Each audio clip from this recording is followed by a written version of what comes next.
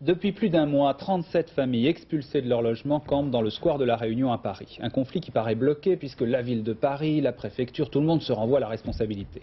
Mais les familles sont toujours dans la rue. Le gouvernement a nommé un médiateur. Il n'est pas sûr que la situation puisse se débloquer rapidement. D'autant qu'il y a d'autres cas à Paris encore et qu'il n'y a pas seulement des expulsés. Il y a aussi le problème des squatteurs. Anne Poncinet, Bruno Giraudon, état des lieux.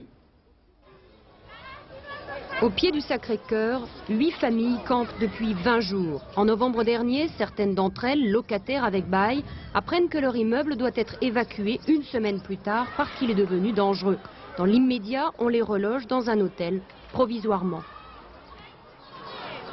On nous a dit que ça allait durer que 15 jours, qu'on serait vite relogé après ça, mais depuis toujours rien. Et ça fait combien de temps? Ça fait 6 mois qu'on loge à l'hôtel. Devant la mairie du 19e arrondissement, 16 familles campaient jusqu'aujourd'hui. Elles aussi évacuées pour rénovation ou péril. Elles aussi payaient un loyer. 7 cas ont été débloqués aujourd'hui avec signature ou promesse de bail. Restent 9 familles sur le trottoir. Enfin, troisième point noir, le square de la Réunion, le petit village de toile qui résiste depuis le 2 mai. Cette fois, il s'agit de 48 familles qui occupaient illégalement des logements sociaux neufs. Et c'est bien ce que leur reproche la mairie de Paris et la préfecture. Mais pour les expulser, le squat, c'était la seule solution. C'est pas une vie, moi je suis pas d'accord que je squatte, moi aussi je suis pas d'accord. Je voulais un logement et un domicile pour 5 enfants. Je voulais un domicile avec mes enfants. Je voulais pas que je squatte pas toute la vie quand même, c'est pas bien. Sur les grilles du square sont affichées les propositions de relogement, pour la plupart en banlieue.